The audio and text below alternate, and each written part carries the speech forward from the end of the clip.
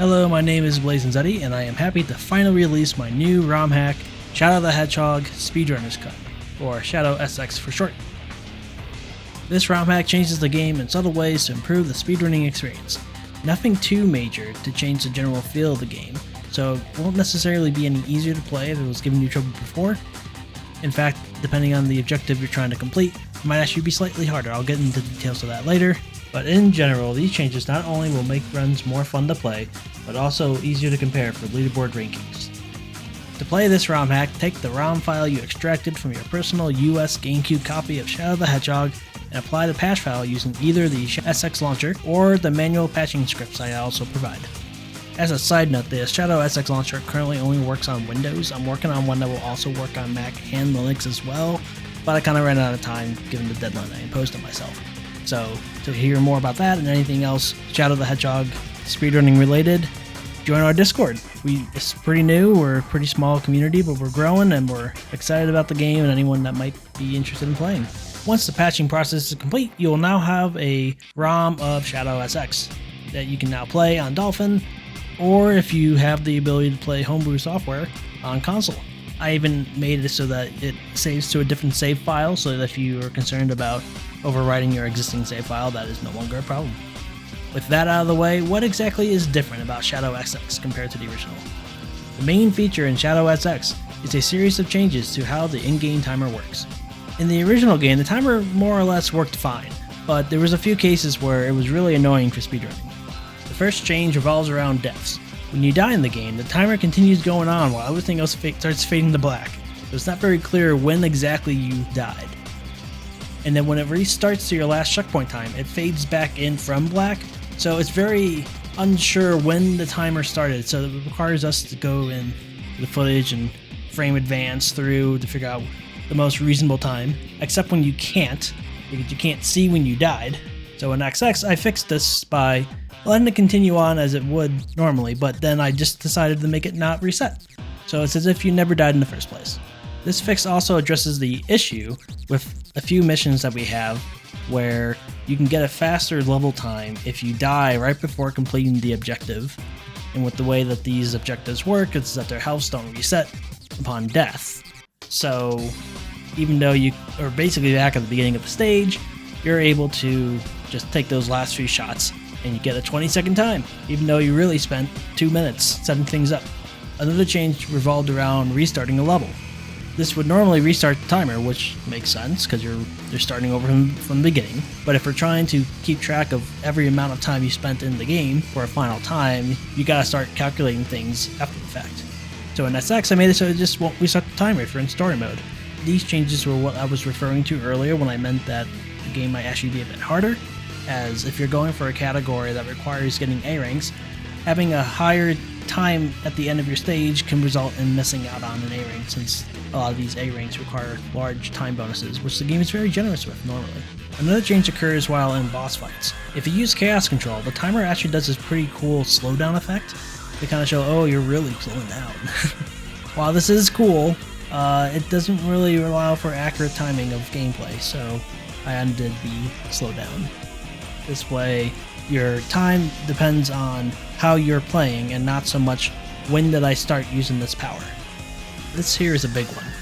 While in checkpoints, the timer would freeze as a means of soft pausing the game, so you can kind of think about where you want to go without having it be a detriment to your time.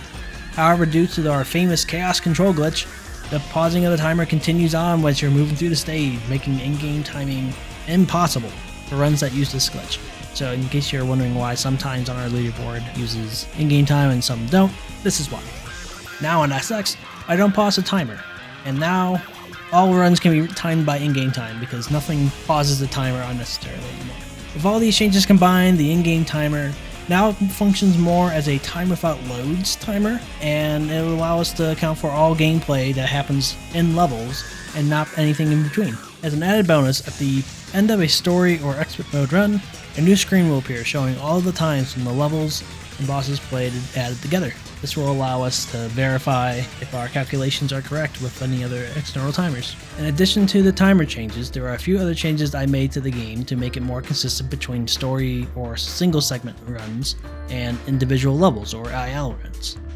The secret key doors will now open immediately if you have all 5 keys, instead of playing the opening animation when you arrive in front of the door. This has been a big pain point in ILs, as setting up the door ahead of time in the level to allow it to be used as a shortcut for the fastest time possible was a big hassle. And now, you just don't have to worry about it, it's just always available. The different characters you'll see that will become your partners no longer play their intro animations. This is something that would only appear the first time you see them, so let's just speed things up and skip it all together. In select mode, you will now have infinite lives, so you no longer have to worry about getting a game over or not being able to reset quickly. If you hold the up button on the D-pad while selecting a stage, you can now enter its expert mode variant for easier practice of expert mode. Doing the same thing on any of the egg dealer fights will set your lives to 0 for the handicap bonus, while also maintaining your infinite lives. This ROM hack now has some configurable settings when you first boot up the game. The first of which allows you to configure if you want to skip cutscenes or not. Normally, cutscenes are completely unskippable until you view them once from a new game file. By default, this option is on, but in case you want to disable it, the option is here.